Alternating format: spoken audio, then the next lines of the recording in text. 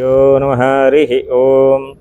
ಸಮಸ್ತ ಭಕ್ತಮಾಶ್ರಯರಿಗೂ ನಮ್ಮ ಯೂಟ್ಯೂಬ್ ಚಾನಲ್ಗೆ ಸುಸ್ವಾಗತ.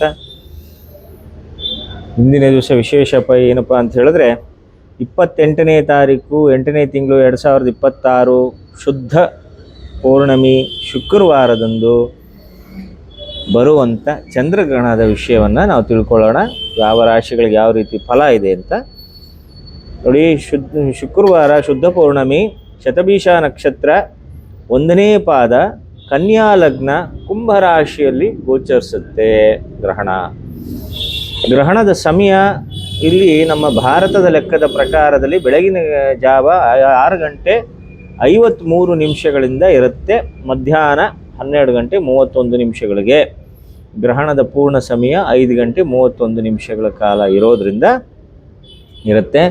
ಇದು ವೆಸ್ಟರ್ನ್ ಏಷ್ಯಾದಲ್ಲಿ, ಪೆಸಿಫಿಕ್ಕಲ್ಲಿ, ಅಟ್ಲಾಂಟಿಕ್ಕಲ್ಲಿ ಕಾಣೋದ್ರಿಂದ ನಮ್ಮ ಭಾರತದಲ್ಲಿ ಇದು ಗೋಚಾರ ಇಲ್ಲ. ಆದರೂ ಚೆನ್ನಾಗಿ ತಿಳ್ಕೊಳ್ಳಿ, ಆದರೂ ಗ್ರಹಗತಿಗಳ ಬದಲಾವಣೆಗಳು, ಗ್ರಹಗತಿಗಳ ವಿಚಾರಗಳೆಲ್ಲವೂ ಕೂಡ ಮನುಷ್ಯನಿಗೆ ಸಂಬಂಧಪಡುವಂಥದ್ದೇ. ಆದ ಕಾರಣದಿಂದ ಗ್ರಹಣ ಆಚರಣೆ ಮಾಡಿ ಅಂತ ನಾನು ನಿಮ್ಗೆ ಹೇಳ್ತಾ ಇಲ್ಲ. ಗ್ರಹಣದ ವಿಚಾರದಿಂದ ಎಚ್ಚರಿಸಿಕೊಳ್ಳಿ. ಗ್ರಹಣದ ವಿಚಾರಗಳಿಂದ ನಿಮ್ಮನ್ನು ನೀವು ಹೇಗಿರಬೇಕು ಇನ್ನು ಮುಂದೆ ಅನ್ನೋದನ್ನು ನೀವು ತಿಳ್ಕೊಂಡ್ರೆ ಒಳ್ಳೆಯದು. ನೋಡಿ, ಗ್ರಹಣ ವಿಭಾಗ ಶತಭೀಷ ನಕ್ಷತ್ರದಲ್ಲಿ ಗೋಚರಿಸೋದ್ರಿಂದ ಮೇಷರಾಶಿಯವರಿಗೆ ವಿಶೇಷವಾಗಿ ಶುಭ ಫಲಗಳು ಉಂಟವಾಗುತ್ತೆ. ಧನಲಾಭ ಬರುತ್ತೆ. ಕೆಲಸದಲ್ಲಿ ಬದಲಾವಣೆಗಳು, ಕೆಲಸದಲ್ಲಿ ಅಧಿಕವಾದಂಥ ಲಾಭಗಳನ್ನು ಹೊಂದುವಂಥ ಸಮಯಗಳು ಕಂಡುಬರ್ತಿದೆ. ಇದನ್ನು ಸರಿಯಾಗಿ ಉಪಯೋಗಿಸ್ಕೊಳ್ಳಿ. ಗ್ರಹಣದಲ್ಲಿ ನಿಮ್ಗೆ 7.5 ವರ್ಷ ಶನಿ ಕಾಟ ಇದ್ದರೂ, ಗುರುಬಲ ಕಡಿಮೆ ಇದ್ದರೂ ಕೂಡ ನಿಮಗೆ ಗ್ರಹಣ ಫಲ ಚೆನ್ನಾಗಿ ಬರ್ತಾ ಇದೆ. ಆದ ಕಾರಣದಿಂದ ಈ ಚಂದ್ರಗ್ರಹಣದ ಫಲ ಪುಷ್ಪಗಳನ್ನು ಸರಿಯಾಗಿ ಉಪಯೋಗಿಸ್ಕೊಳ್ಳಿ. ಈ ಸಮಯದಲ್ಲಿ ಅಂತ ಹೇಳಿದ್ರೆ ಇದೊಂದು 3 ತಿಂಗಳ ಕಾಲದ ಅವಧಿ ಒಳಗಡೆ ಇದರ ಪ್ರತಿಫಲಗಳು ನಿಮಗೆ ಕಂಡು ಬರುತ್ತೆ. ಯಾವ ಕೆಲಸ ಸಿಗುತ್ತೋ, ಯಾವ ಶುಭ ಫಲ ಸಿಗುತ್ತೋ, ಬರಬೇಕಾಗಿರೋದೊಂದು ಆಸ್ತಿ ಬರುತ್ತೇನೋ, ಧನಲಾಭಗಳು ಯಾರಿಗಾನ ಕೊಟ್ಟಿರ್ತಕ್ಕಂಥದ್ದು ಬರದೇ ಇರ್ತಕ್ಕಂಥದ್ದು ವಾಪಸ್ ಬರ್ತಕ್ಕಂಥದ್ದು, ಈ ಥರದ್ದೆಲ್ಲ ಇರುತ್ತೆ. ದಯವಿಟ್ಟು ಅದನ್ನು ಸರಿಯಾಗಿ ಸಮಯವನ್ನು ಉಪಯೋಗಿಸ್ಕೊಳ್ಳಿ. ಆ ಸಮಯಗಳಲ್ಲಿ ಜ್ಞಾನೋದಯನ ಸರಿಯಾಗಿ ಇಟ್ಕೊಂಡು ಉಪಯೋಗಿಸ್ಕೊಳ್ಳಿ, ಬಹಳ ಒಳ್ಳೆಯದಾಗತ್ತೆ. ವೃಷಭ ರಾಶಿಯವರಿಗೆ 10ನೇ ಮನೆಯಲ್ಲಿ ಗ್ರಹಣ ನಡೆಯೋದ್ರಿಂದ ದೂರ ದೇಶದ ಪ್ರಯಾಣ ಇದೆ. ದೂರ ದೇಶಕ್ಕೆ ಪ್ರಯಾಣ ಮಾಡ್ತಕ್ಕಂಥದ್ದಿದೆ. ವಿದ್ಯೆಯಲ್ಲಾಗಿರ್ಬೋದು, ಉದ್ಯೋಗದಲ್ಲಾಗಿರ್ಬೋದು, ದೂರ ದೇಶಕ್ಕೆ ಹೋಗಬೇಕು ಅಂತಕ್ಕಂಥವ್ರು ಯಾರಾದರೂ ಈ ಥರದೊಂದು ಸನ್ನಿವೇಶವನ್ನು ಉಪಯೋಗಿಸ್ಕೊಳ್ಳಿ. ಈ ಸಮಯಗಳಲ್ಲಿ ನೀವು ಪ್ರಯತ್ನ ಪಟ್ಟಲ್ಲಿ ಖಂಡಿತವಾಗ್ಲೂ ದೂರದೇಶವನ್ನು ಹೋಗ್ಬೋದು. ಆದರೂ ಇನ್ನೂ ಒಂದು ಅಶುಭ ಫಲ ಇದೆ. ಮನೋಚಿಂತನೆ ಹೆಚ್ಚಾಗಿರುತ್ತೆ, ಮನೋವೇದನೆ ಜಾಸ್ತಿ ಇರುತ್ತೆ.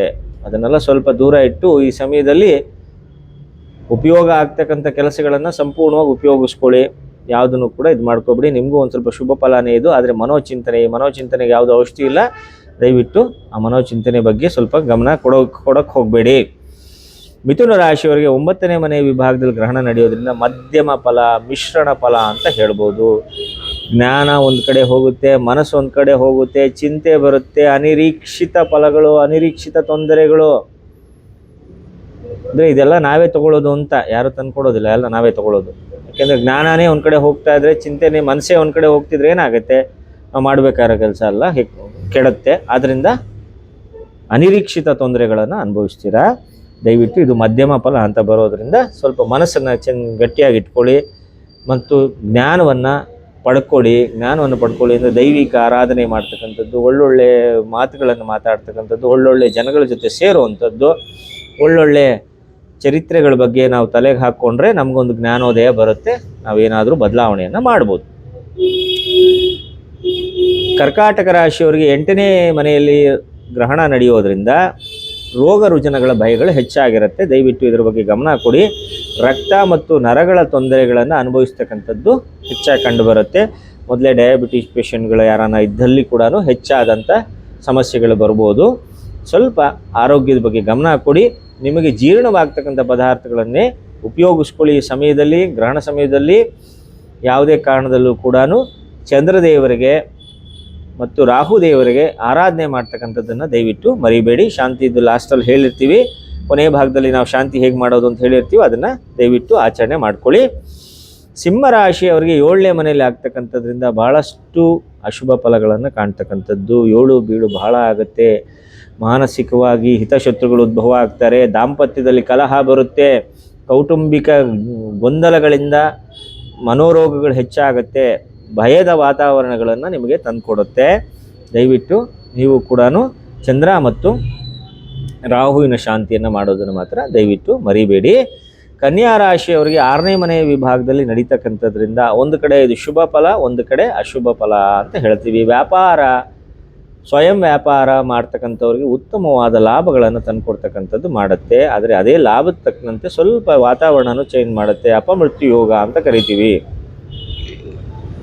ಅಂದರೆ ಅನ್ಎಕ್ಸ್ಪೆಕ್ಟೆಡ್ ಆಗಿ ಆಸ್ಪತ್ರೆಗೆ ಹೋಗ್ತಕ್ಕಂಥ ಯಾವುದಾನ ಒಂದು ತೊಂದರೆಗಳು ಬರ್ತಕ್ಕಂಥದ್ದು.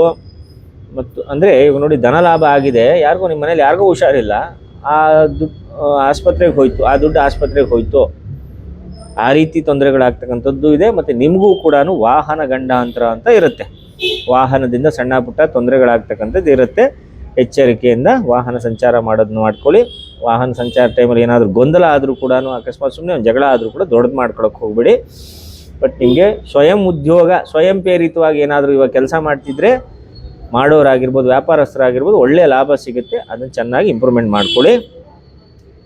ತುಲಾ ರಾಶಿಯವರಿಗೆ 5ನೇ ಮನೆಯಲ್ಲಿ ನಡೀತಕ್ಕಂಥದ್ರಿಂದ ಶುಭ ಅಶುಭ ಫಲಗಳು ಎರಡೂ ಉಂಟು.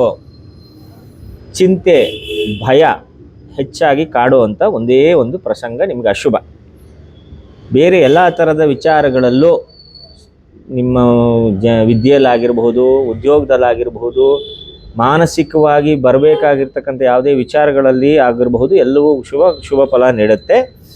ಮತ್ತು ವಿಶೇಷವಾಗಿ ಈಗ ದಂಪತಿಗಳು ಯಾರಾನ ಇದ್ದರೆ, ನವದಂಪತಿಗಳು ಯಾರಾನ ಇದ್ದರೆ ಗರ್ಭಧಾರಣೆ ಆಗ್ತಕ್ಕಂಥದ್ದು, ಈ ಸಮಯದಲ್ಲಿ ಗರ್ಭಧಾರಣೆ ಆಗ್ತಕ್ಕಂಥದ್ದು ಶುಭ ಸೂಚನೆ ಮತ್ತು ಶುಭ ಫಲದ ಮಕ್ಕಳುಗಳನ್ನು ನೀಡ್ತಕ್ಕಂಥದ್ದಾಗತ್ತೆ. ಇದೆಲ್ಲ ಶುಭ ಸುದ್ದಿ. ಮತ್ತು ನಿಮ್ಮ ಮನೋಚಿಂತೆ ಅನ್ನೋದಿದೆಯಲ್ಲ, ಅದೇ ಅಶುಭ ಫಲ. ಅದನ್ನು ಸ್ವಲ್ಪ ನೀವೇ ಅದನ್ನು ಸ್ಟಡಿ ಮಾಡ್ಕೋಬೇಕು. ನಿಮ್ಮ ಚಿಂತೆಗಳನ್ನು ದೂರ ಮಾಡಬೇಕು. ಯಾರಿಗೆ ತಾನೇ ಚಿಂತೆ ಇರೋದಿಲ್ಲ, ದೂರ ಮಾಡಬೇಕಷ್ಟೆ. ವೃಶ್ಚಿಕ ರಾಶಿಯವರಿಗೆ 4ನೇ ಮನೆಯ ವಿಭಾಗದಲ್ಲಿ ಆಗ್ತಕ್ಕಂಥದ್ರಿಂದ ಮಾನಸಿಕ ವಿಪತ್ತು. ಅಂದರೆ ನಾವೇ ಯಾರಿಗೂ ಸಹಾಯ ಮಾಡೋಕ್ಕೆ ಹೋಗಿ ಅವರೇ ನಮಗೆ ಸಮಸ್ಯೆ ತಂದು ಕೊಡ್ತಕ್ಕಂಥದ್ದು. ಅದೇ ಮಾನಸಿಕ ವಿಶ್ವಾಸಕ್ಕೆ ಹೋಗಿರ್ತೀರ, ಅವರೇ ಮಾನಸಿಕ ವಿಪತ್ತನ್ನು ತಂದು ಕೊಡ್ತಾರೆ. ದ್ರವ್ಯನಾಶ, ಕೊಟ್ಟಿರೋ ಹಣ ಬರೋದಿಲ್ಲ, ದ್ರವ್ಯಗಳೆಲ್ಲ ಹೋಗುತ್ತೆ. ಮನೆಯಲ್ಲಿರೋ ದ್ರವ್ಯಗಳು, ಒಡವೆ ಆಭರಣಗಳೆಲ್ಲ ಕಳ್ಕೊಳ್ಳುವಂಥ ದಿನಗಳು ಹೆಚ್ಚಾಗಿ ಕಂಡುಬರುತ್ತೆ. ಕುಟುಂಬದಲ್ಲಿ ಬಂಧನ, ಕುಟುಂಬದಿಂದ ಕಲಹ, ಕುಟುಂಬದಿಂದ ಮಾನಸಿಕವಾಗಿ ಅಗೌರವವನ್ನು ನೀಡ್ತಕ್ಕಂಥ ಜನರು ಹೆಚ್ಚಾಗಿ ಕಾಣಿಸ್ಕೊಳ್ತಾರೆ. ಆದ್ದರಿಂದ ಸ್ವಲ್ಪ ಯಾವುದು ಗೊಂದಲಗಳನ್ನು ಮಾಡ್ಕೊಳಕ್ಕೆ ಹೋಗಬೇಡಿ, ಜಗಳಗಳನ್ನು ಮಾಡ್ಕೊಳಕ್ಕೆ ಹೋಗಬೇಡಿ. ದ್ರವ್ಯಗಳನ್ನು ಯಾವುದೇ ಕಾರಣಕ್ಕೂ ಕೂಡ ಮನೆಯಿಂದ ಹೊರಗಡೆ ತರೋದು ಆಯಿತು ಅಂತ ಹೇಳಿದ್ರೆ, ಒಡವೆ ಆಭರಣಗಳು ಅದು ಮತ್ತೆ ಹೋಗಿದ್ದು ವಾಪಸ್ ಬರೋದಿಲ್ಲ. ಆದ ಕಾರಣದಿಂದ ಎಚ್ಚರಿಕೆಯಿಂದಿರಿ. ನೀವು ಕೂಡ ಚಂದ್ರ ಮತ್ತು ರಾಹುವಿನ ಶಾಂತಿ ಮಾಡೋದನ್ನು ಸ್ವಲ್ಪ ಮರಿಬೇಡಿ. ಧನುರ್ ರಾಶಿಯವರಿಗೆ ವಿಶೇಷವಾಗಿ ಫಲ ಇದೆ, ಶುಭ ಫಲ ಇದೆ. 3ನೇ ಕ್ಷೇತ್ರದಲ್ಲಾಗೋದ್ರಿಂದ ಹೊಸ ಕೆಲಸ, ಧನ ಲಾಭ, ಅದರಲ್ಲಿ ಮೆಡಿಕಲ್ ವಿಭಾಗದಲ್ಲಿ ಇರ್ತಕ್ಕಂಥವ್ರಿಗೆ ಬಹಳಷ್ಟು ಒಳ್ಳೆಯ ಪ್ರತಿಫಲ ಕಂಡುಬರುತ್ತೆ. ಡಾಕ್ಟರ್ಗಳಾಗಿರ್ಬೋದು, ಮೆಡಿಕಲ್ ಸ್ಟೋರ್ ಇಟ್ಕೊಂಡಿರ್ತಕ್ಕಂಥವ್ರಾಗಿರ್ಬೋದು, ಇಂಥವ್ರಿಗೆಲ್ಲ ಒಳ್ಳೆಯ ಪ್ರತಿಫಲ ಇದೆ. ಅದರ ಪ್ರತಿಫಲವನ್ನು ಉಪಯೋಗಿಸ್ಕೊಳ್ಳಿ. ಔಷಧಿ ರಂಗದಲ್ಲಿ ಇರ್ತಕ್ಕಂಥ ವಿಭಾಗದವ್ರಿಗೆ ಈ ಸತಿ ಈ ಗ್ರಹಣದಿಂದ ಒಳ್ಳೆಯ ಶುಭ ಫಲ ಕಂಡುಬರುತ್ತೆ. ಚಂದ್ರ ಉಚ್ಚ ಕ್ಷೇತ್ರದಲ್ಲಿ ಆಗೋದ್ರಿಂದ ಒಳ್ಳೆ ಇದು ಬರುತ್ತೆ. ವೃಶ್ಚಿಕ ರಾಶಿಯವರಿಗೆ, ಮಕರ ರಾಶಿಯವರಿಗೆ 2ನೇ ಮನೆಯಲ್ಲಿ ಗ್ರಹಣ ನಡೆಯೋದ್ರಿಂದ ಮಾನಹಾನಿ, ಶತ್ರುಗಳ ಕಾಟ ಹೆಚ್ಚಾಗ್ತಕ್ಕಂಥದ್ದು, ಅಧಿಕವಾದ ವಾಸ್ತಪೀಡೆಗಳು. ಅಂದರೆ ನಾವು ಮಾತಾಡಿದ್ದೆಲ್ಲ ತಪ್ಪು, ನಾವು ಹೇಳಿದ್ದನ್ನು ಯಾರು ಕೇಳೋರು ಇರೋದಿಲ್ಲ, ನಾವು ಹೇಳಿದ್ದನ್ನು ಅಪಕೀರ್ತಿಯನ್ನು ತರುವಂಥ ಯಾವುದಾನ ಒಂದು ಕೆಟ್ಟ ದಾರಿಗಳಲ್ಲಿ ನಮ್ಮನ್ನು ಹೇಳಿರ್ತಕ್ಕಂಥವ್ರು ಈ ಥರದ್ದೆಲ್ಲ ಬರ್ತಾರೆ. ಆದ್ದರಿಂದ ಮಾತಾಡಬೇಕಾದ್ರೆ ಸ್ವಲ್ಪ ಎಚ್ಚರಿಕೆಯಿಂದ ಗಮನ ಇಟ್ಕೊಂಡು ಮಾತಾಡಿ. ಯಾರ ಹತ್ರನೂ ಗೊಂದಲ ಮಾಡ್ಕೊಳಕ್ಕೆ ಹೋಗಬೇಡಿ. ನೀವು ಕೂಡ ಚಂದ್ರ ಮತ್ತು ರಾಹು ಶಾಂತಿಯನ್ನು ಮಾಡ್ತಕ್ಕಂಥದ್ದು ಮರಿಬೇಡಿ. ಕುಂಭರಾಶಿಯವರಿಗೇ ನಡೀತಕ್ಕಂಥದ್ರಿಂದ ಗ್ರಹಣ ಅವತ್ತು ಅವ್ರ ರಾಶಿಯಲ್ಲೇ ನಡೆಯೋದ್ರಿಂದ ಹೆಚ್ಚಾದಂಥ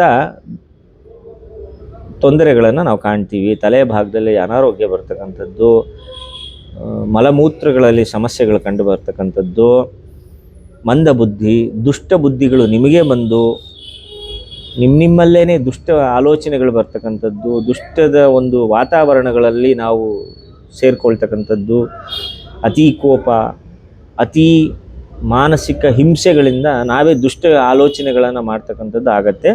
ಸ್ವಲ್ಪ ದಯವಿಟ್ಟು ಯಾವುದಾನ ಒಂದು ದೇವಾಲಯದಲ್ಲಿ ಆರಾಧನೆ ಮಾಡ್ಕೊಳ್ಳಿ, ನೀವು ಯಾವುದಾನ ಹರಿಕಥೆಗಳನ್ನು ಕೇಳಿ, ಶಾಂತ ರೂಪವಾಗಿರ್ತಕ್ಕಂಥ ಯಾವುದಾನ ಚರಿತ್ರೆಗಳನ್ನು ಓದಿ ಸ್ವಲ್ಪ ಮನಸ್ಸನ್ನು ಸ್ವಲ್ಪ ಡೈವರ್ಟ್ ಮಾಡ್ಕೊಳ್ಳಿ.